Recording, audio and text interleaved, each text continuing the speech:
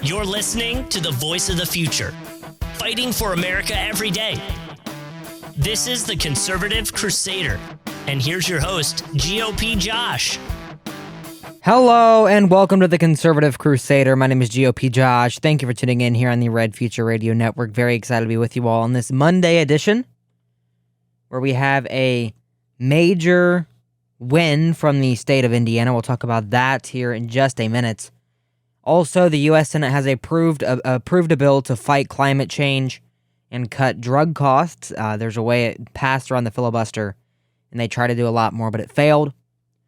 This economic package also adds 87,000 new IRS agents. They're not going to be looking at the 1% like they claim. There's no reason to double the size of the agency to monitor 1% of the population.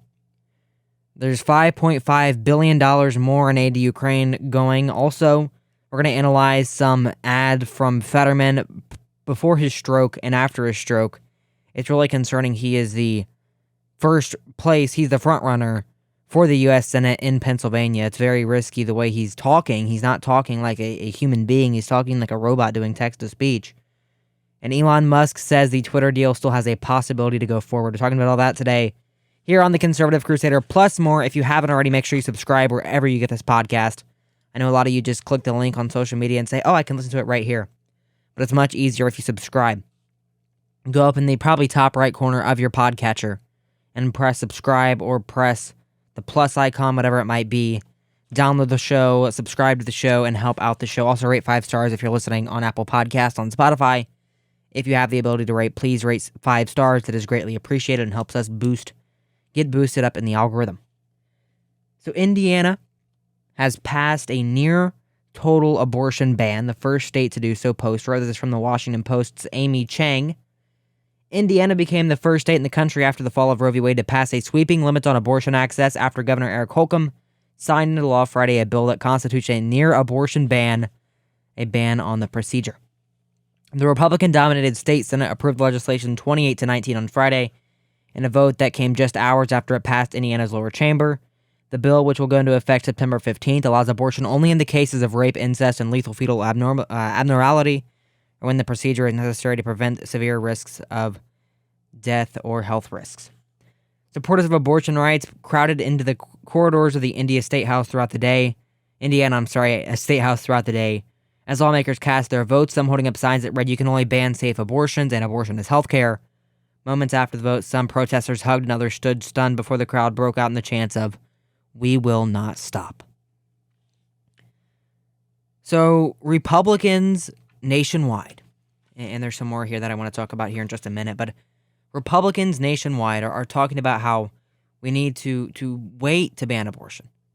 We can't ban abortion right now before the midterms, or else it'll look bad. It'll cost us our jobs. Democrats had the same opportunity to codify Roe. They've had the opportunity for 50 years, but they haven't had a need to before today. And they could do it at any time. We need these state laws to overthrow their ability to codify. We need these state laws to realize that unless they amend the Constitution, currently there is no constitutional provision outlawing abortion. And they need a 67 votes in the Senate to pass a constitutional amendment, which I don't believe they have. But having the state laws to even limit that even further and have a case and a factor to sue on if they pass this is incredibly important. So Indiana Republicans, this is a segment from the article. The push by Indiana Republicans to restrict abortion access stands in stark contrast with the overwhelming support of it by voters in Kansas, where an attempt to strip away abortion protections was voted down this week in another traditionally conservative state. And I'm afraid this is going to be used as a talking point. They're going to say, well, Josh, Kansas, which is a conservative state, struck down an abortion ban. They said, we don't want to ban abortion. We're going to keep it legal and not allow the state constitution to possibly ban abortion. The wording of the amendment was terrible. The wording was just absolutely a foul play. And this bill is a good bill. This bill almost goes far enough. In our neighbors to the west, I appreciate you. Thank you, Indiana, for doing this and protecting life. But Ohio, We have plenty of listeners in Ohio. If you are on staff with a state representative, or you are a state representative or a state senator yourself, please propose a similar bill in the state of Ohio, get it to pass, and ban abortion. It's about time. Indiana did not have a trigger law on the books that would immediately prohibit abortion when a Roe was overturned. Because the procedure had been legal into the state up to 22 weeks, Indiana became the destination for many seeking to terminate their pregnancies. Obviously, that is gone. Indiana is a conservative state. Ohio is a conservative state. Plenty of conservative states across the nation aren't doing this. And if you didn't have a trigger law, or even if you did, Ohio had the heartbeat bill. Even if you didn't have a trigger law, even if you did have a trigger law, make sure it goes far enough and it bans all or 99% of abortion. So I appreciate Indiana for doing the work that plenty of Republicans refuse to do when it comes to banning abortion, when it comes to stopping this terrible procedure. And we will continue to highlight states all across the nation that do what they need to do when it comes to banning abortion. So let's give a quick applause to the state of Indiana with our in-studio audience. So thank you, Indiana, for doing the work that needs to be done. And the U.S. Senate cannot say the same, as they have approved a bill to fight climate change and cut drug costs, in a win for Joe Biden. So we'll talk about that here on the program in just a minute. If you want to call into the program, talk to me, ask questions, maybe bring up a topic I don't usually mention on the program, you can do that at 57-GOP-JOSH-7. That is 574-675-6747 is our phone number. Also, anchor.fm/The Conservative Crusader /message. Or you can just go to gopjosh.com/show. It gives you all the instructions there. If you prefer to email, josh@gopjosh is the way you can do that. You can also join our Discord server. Link is below the show notes, in the show notes, I should say, as well as joining our Patreon for as little as $3 a month. We would greatly appreciate that support. So the U.S. Senate on Sunday passed a sweeping $430 billion bill intended to fight climate change, lower drug prices, and raise some corporate taxes. A major victory for President Joe Biden that Democrats hope will aid their chances to keep in control of Congress in this year's election. And the bill was titled appropriately for the Democratic Party. And a thing they do a lot of is just saying, well, this is a bill that will lower gas prices. This bill just limits the oil companies from charging what they're getting charged for. This bill is going to lower inflation, yet it spends $47 billion or however much it spends. It's incredible. It's incredible how much they fake this. And they named the bill the Inflation Reduction Act. It passed by a 51-50 votes, party lines, Kamala Harris casting the tie-breaking vote.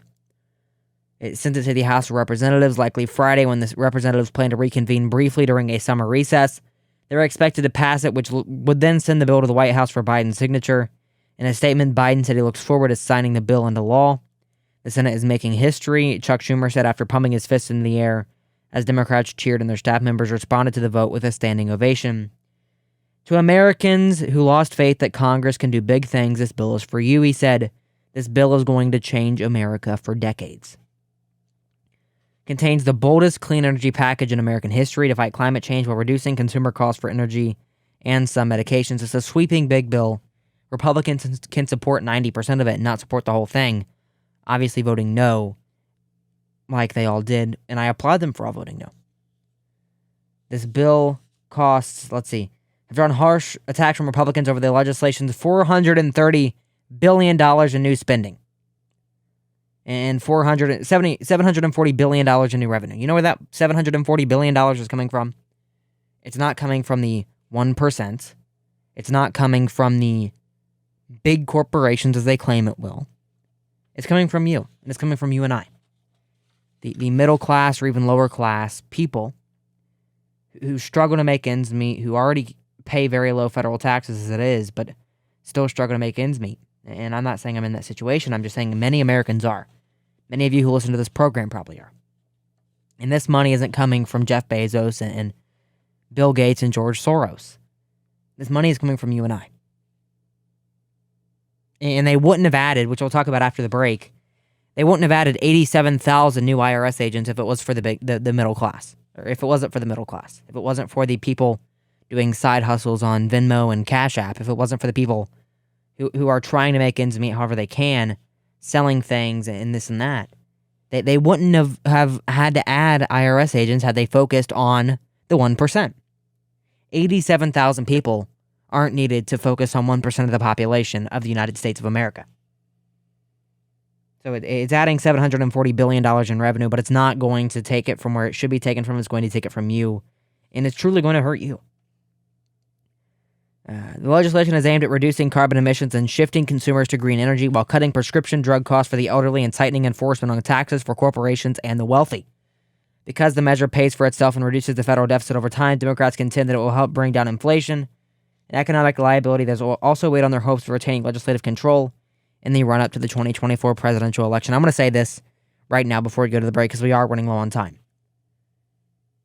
If it pays for itself, the money should be there right now. Pays for itself indicates that it's paid for.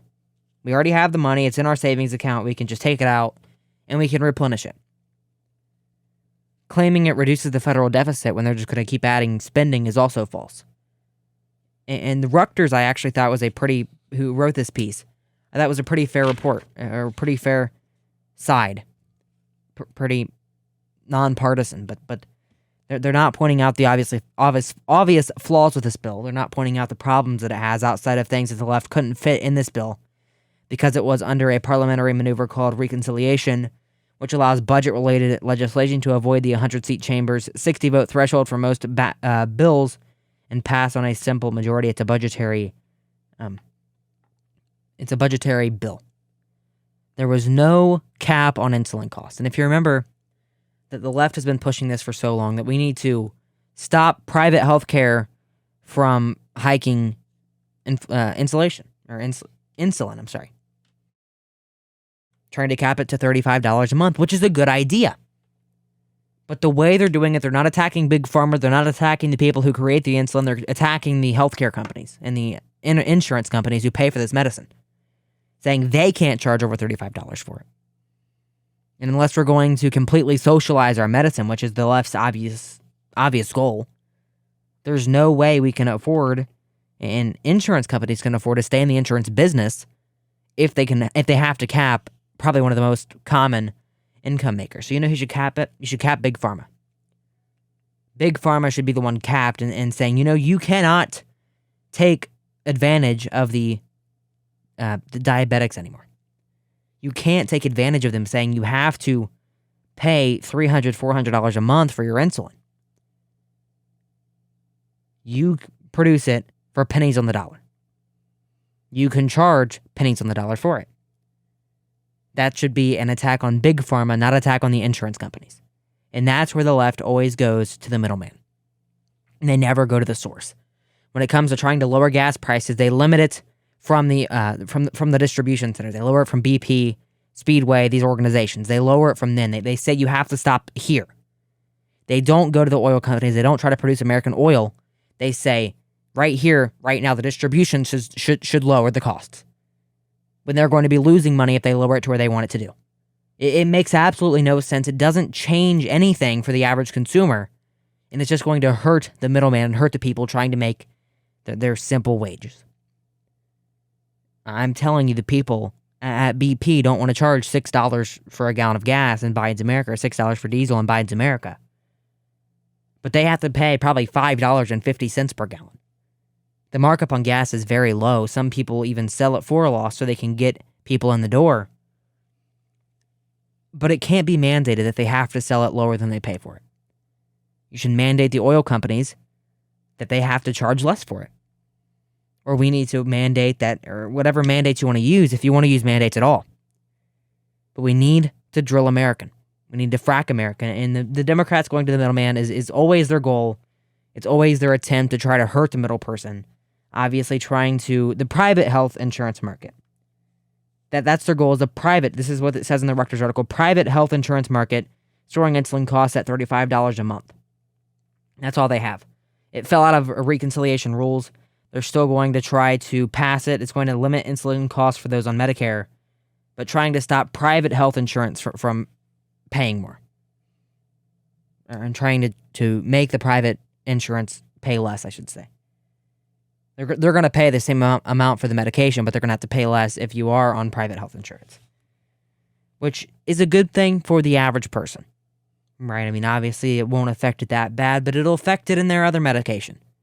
In other medicine they already get for cheap, but it's going to skyrocket to make the difference. And that's where they refuse to go to the source. They have to go to the middleman. Republicans, in their goals to lower these costs, have always gone to the source. They have gone to Big Pharma and said, hey, you got to do something. They've gone to the oil companies, not the distributors. They've gone to the countries that are distributing our oil, or the fracking places and the drilling places in America, and went to them and didn't go to the middleman. That's where the left is always wrong. That's where the right is right. Obviously, that's why we're called the right. And it's just absolutely a joke. Adding 87,000 IRS agents, as we'll talk about after the break. The left always goes to the middleman, never attacks who they really should attack. You're listening to the Conservative Crusader.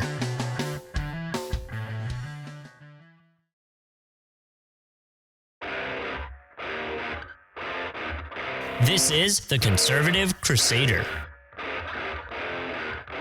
Welcome back. This is the Conservative Crusader. 57 GOP Josh 7 is our phone number.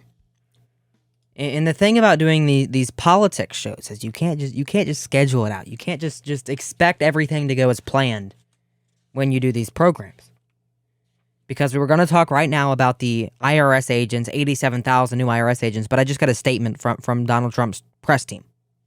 From the President of the United States, former President's press team. And I'm going to read the entire statement to you because it's so important, it's so crucial. These are dark times for our nation, as my beautiful home Mar-a-Lago in Palm Beach, Florida is currently under siege, raided and occupied by a large group of FBI agents.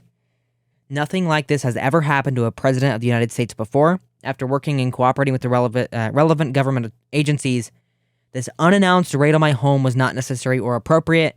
It is procedural misconduct, the weaponization of the justice system, an attack by the radical left Democrats who desperately don't want me to run for president in 2024, especially based on recent polls, and who will likewise do anything to stop Republicans and conservatives in the upcoming midterm elections. Such an insult could only take place in broken third world countries. Sadly, America has now become one of those countries, corrupt at a level not seen before. They even broke into my safe.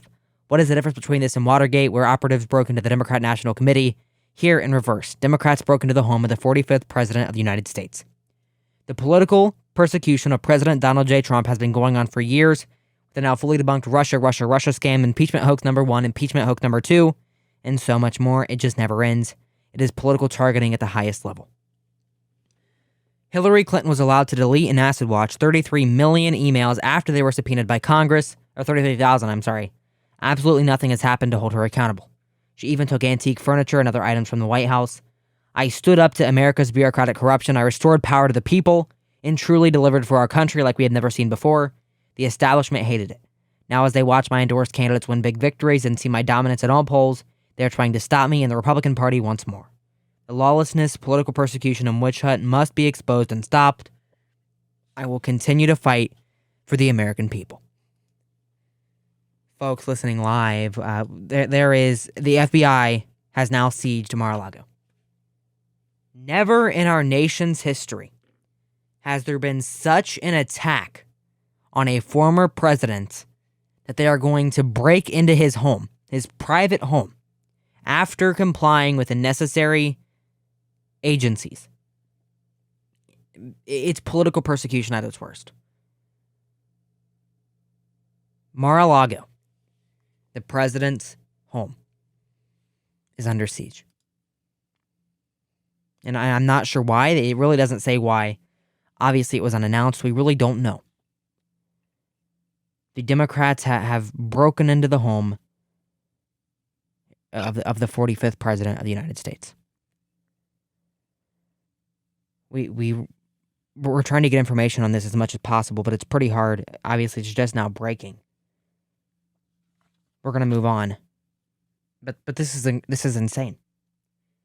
The weaponization of the FBI has to stop. The weaponization of our systems, our government system being politicized because he will talk against the establishment. He will go against what the left's narrative has always been. The Justice Department is no longer providing equal justice under the law. No more. I'm blown away. I really don't have that much to say. All right, we're going to try to get more information on this. We're going to take a quick break. We'll be right back after this.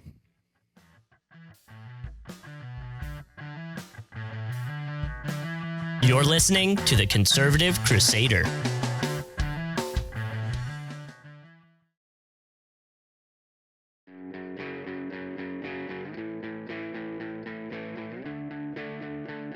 This is the Conservative Crusader. Still trying to gather information about this insane breach on Mar-a-Lago. Hey, it's GOP Josh. Welcome back. This is the Conservative Crusader. Big news. I mean, it's unbelievable. It truly is. But thank you for tuning in here on the Red Future Radio Network for your breaking news. Trump's home is under siege currently by the FBI. We don't have a reason why yet. We're trying to find information, but they will not stop prosecuting Donald Trump. They either want him behind bars or they want him dead. That's all they have. They cannot fight against him. There is nothing they can do to stop Donald Trump without physically attacking and stealing everything from him. His personal home, it's not like he's in a taxpayer-funded home. It's not like he ever took a taxpayer salary either, is being seized. You truly, physically cannot make this up. I can't say more until we get more information out, but we're going to move on because we can't talk about this anymore right now. There is no more to talk about. There's no more information. As we get more information, we'll bring it to you. But we're going to move on right now to the economic package adding 87,000 new IRS agents. So a large cash infusion, this is from newsnationnow.com. I've never heard of it before, but it's a Associated Press report. A large cash infusion for the Internal Press Service, or Internal Revenue Service, is part of the economic package Democrats are working to push through Congress before their August break. They've obviously pushed it through now. This is a 3-day-old piece. Under a deal worked out by Senate Majority Leader Chuck Schumer and West Virginia Senator Joe Manchin, the Inflation Reduction Act of 2022 would spend an extra $79.6 billion on the agency over the next 10 years. The added cash is expected to go towards hiring 87,000 new IRS agents, roughly doubling the agency's size. The IRS said the money is expected to go towards efforts to crack down on wealthy tax evaders and to modernize its technology. Democrats say the IRS investment is needed to ensure that the corporations and wealthier Americans pay what they owe in taxes. So if you're an average American, and I mentioned this before the break, the first break, I didn't mean to take that second break right there, but you know, you got to roll with the punches in this industry, especially with breaking news this large. But right now, if you're an American, you have maybe a side hustle. You sell things on Etsy, you sell things on Facebook Marketplace, you have Venmo, Cash App. You're under siege. If you have over $600 in one of those accounts, be prepared. If you get over $600 in a year, it's going to be taxed. Because you can't have any sort of personal finance. If the left in the big corporations and media and everything like this didn't go after the little guy, didn't go after the small man, the average worker, the fast food employee, the minimum wage guy, they wouldn't have anyone to go after. You really believe that the Democrats who are bankrolled by George Soros, bankrolled by Bill Gates, bankrolled by Jeff Bezos, are going to go after the same people that fund their campaigns? Are going to go after the same people that keep them in office? If Bill Gates came out and endorsed a Republican, I believe this would happen right away. but he's not going to, obviously, and he's not going to fund a Republican's campaign. And he's using his money solely to bankroll the Democratic Party. So this is where we ask ourselves, what are they doing and why are they doing it? They're not going to go after the people that bankroll them. They're not going to go after the people that truly help them. So why would they say they are? And why would they say that the IRS investment is needed to ensure that corporations and wealthier Americans pay what they owe in taxes? Why would they do that? I mean, obviously tax returns are not public, but I'm sure if George Soros wasn't paying what he owed in taxes, it would be breaking news. It'd be on the bottom screen of Fox News on NewsNation, on Newsmax, on OAN. It would be the biggest news in conservative media. I would talk about it because that's obviously not a problem, right? If you can't tax offshore accounts, you can't stop offshore accounts. So I'm not really sure what they're trying to do outside of penalize you for having a small business or a small side hustle. So pay attention. If you have watched what the left has been doing up to this point, if you've been following it, if you've been seeing what they've been doing, be prepared. This bill is passed. They're going to hire 87,000 more IRS agents. They've been trying to do this forever now. It's finally passed under reconciliation. Let's see what they do with it. Let's see if they actually do what they're going to say, or do what they say they're going to do, and go after the 1%, or see if they raise your taxes. See if they take more money out of your pocket. See how they truly use this agency that they have. And while we're talking about spending money, $5.5 billion more to Ukraine. Now, if you are not updated, and I've been guilty of not talking about it, but right now in eastern Kentucky, there was the worst flood, and I think it was 25 or 35 years.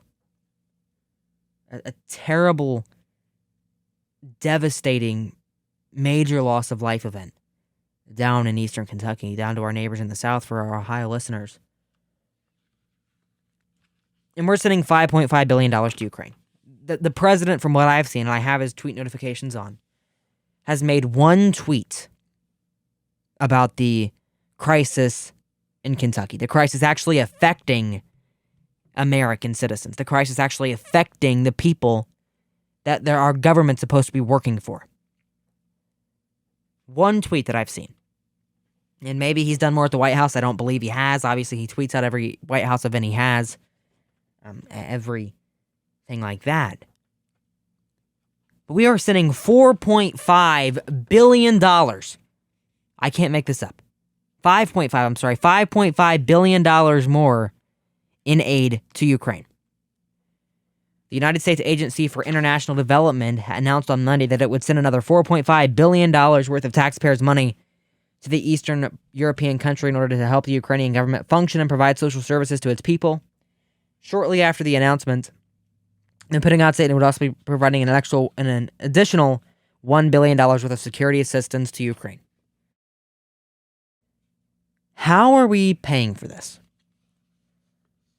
I really want to know.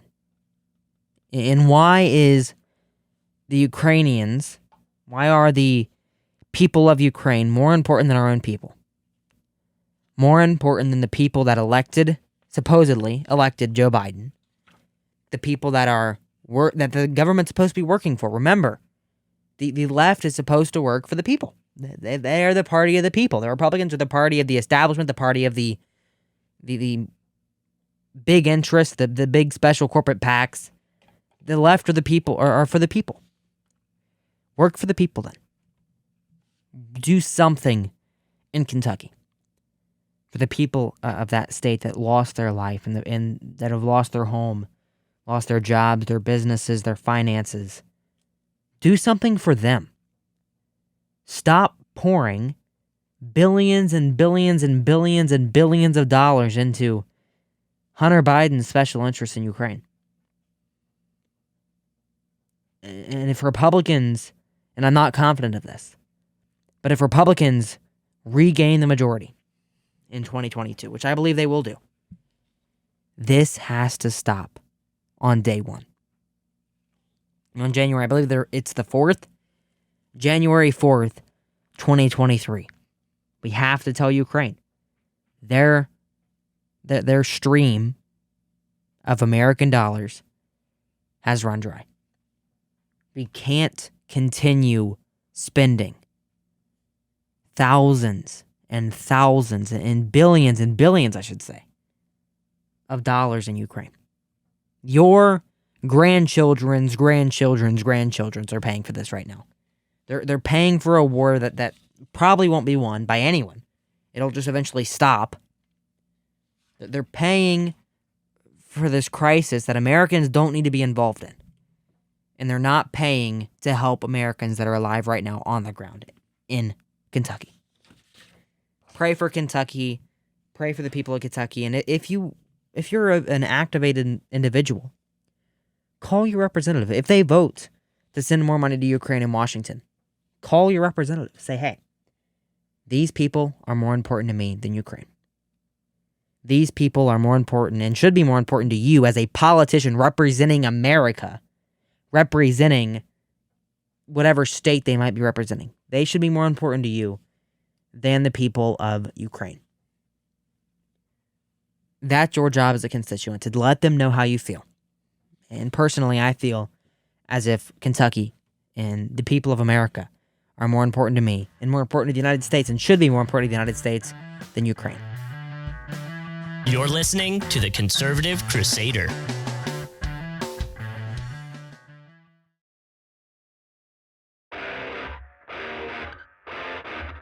This is the Conservative Crusader. Welcome back. This is the Conservative Crusader. If you're just joining us, the FBI has seized Mar-a-Lago, going through all of, or not seized, but sieged President Trump, his private home, going through all of his documents, going through all of his things, whatever he's stealing possibly, whatever they're taking out of his home. These are dark times for our nation as my beautiful home Mar-a-Lago in Palm Beach, Florida is currently under siege, raided, and occupied by a large group of FBI agents. Nothing like this has happened to a president of the United States before. That is a statement from Donald Trump.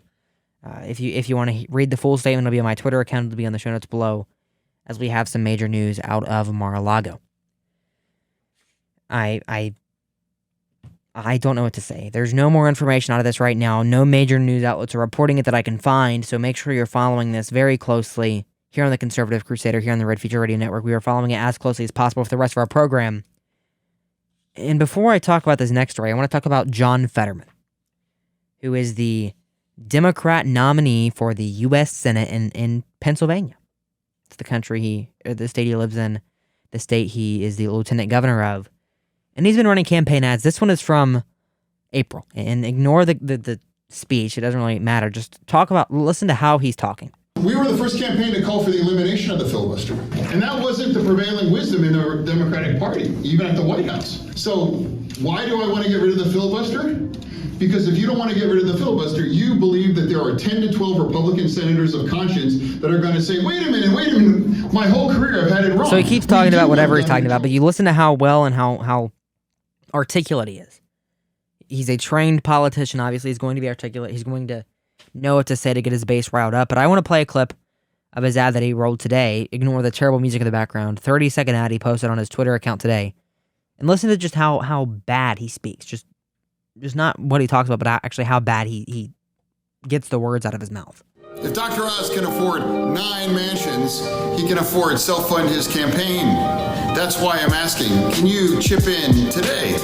We are so proud to be running a strong grassroots campaign here in PA. We take no corporate PAC money or no fossil fuel money. Every single dollar helps us stop Dr. Oz from becoming a U.S. Senator. And that's it. That's the whole ad. It's 24 seconds long, not counting the outro. And if someone was using a text-to-speech bot that sounded like Fetterman, that is what it would sound like, because he cannot get a single word out of his mouth without stuttering. Or not stuttering, but just up and down, up and down, up and down, up and down. And it questions, and it brings up the question in my mind. Is this the new strategy from the left? Let me know what you think. 57GOP Josh 7, 574-675-6747. Is the new strategy from the left going to be to run these candidates in these states, whether it is in Pennsylvania, nationwide with Joe Biden, that can't talk, that stay in their basement so they can have the fraud do the work for them. Because if you truly look at this, I mean, I know Fetterman had a stroke and I'm praying for his recovery, and I believe he's recovered health-wise, but he cannot speak. He is currently, in my professional opinion, as a political commentator who listens to probably hundreds of speeches a month, he is not able to keep up with the rigors of a campaign. It's not easy to do all that, obviously. I don't believe. I've never campaigned before, but John Fetterman, in his current position, cannot be a senator. I'm sorry if you are a left-winger and you think that I'm partisanly attacking him. I'm not. My attack is not partisan. My attack is not personal. My attack is for the state of Pennsylvania. And I don't believe that legitimately, based on with no fraud involved whatsoever, I don't believe there's any way they would elect John Fetterman to be their senator. But he's pulling the Biden strategy. He's pulling the strategy of just stay in your basement, Fett. Just stay in your basement, Shrek. It'll be fine. Don't worry about it. Just keep your hoodie on in the 100-degree weather. It's fine.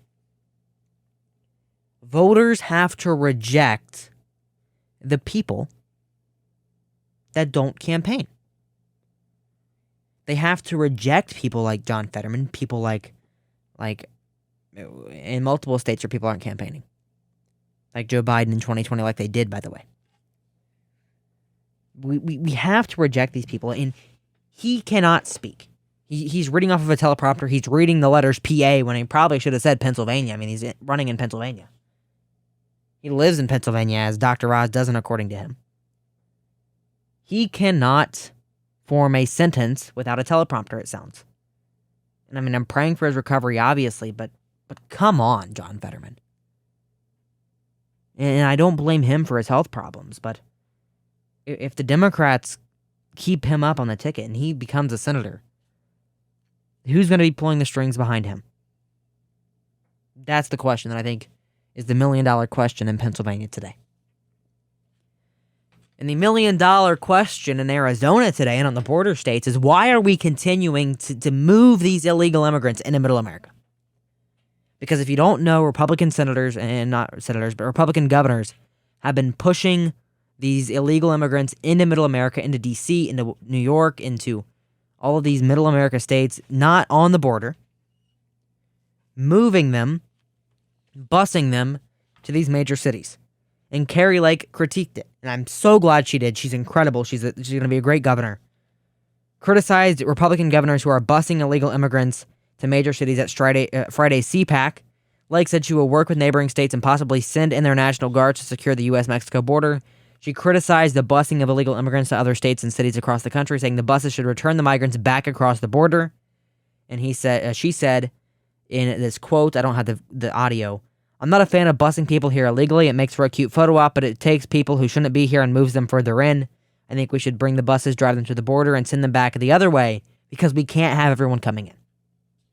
And I know these Republican governors had a good goal. They were saying, we're going to send this message to the White House, to Congress, and say, you don't feel safe with all these illegal immigrants around, do you? But they don't care. They have private security. They have private fences. They have this and that. They have armored cars. They don't care. The average American who lives in Washington, D.C. maybe as one of those tourist traps. The average American who's a worker in the coal fields in West Virginia, Ohio, Pennsylvania, wherever they're working, are going to be majorly affected by this. And it's not going to have the same effect the left thinks, or not even the left, the right thinks it will. I mean, Greg Abbott's thinking that it's going to stop their illegal immigration policy, but it's not. They'll just hire more Secret Service. They're going to hire more private security for the senators and representatives. That's all it'll do. It'll just cost the taxpayer more money and give them more access to jobs and give them more access to our American way of life. And I don't think that'll convert them to be a conservative or convert them to be an American and convince them that they're wrong, because it won't.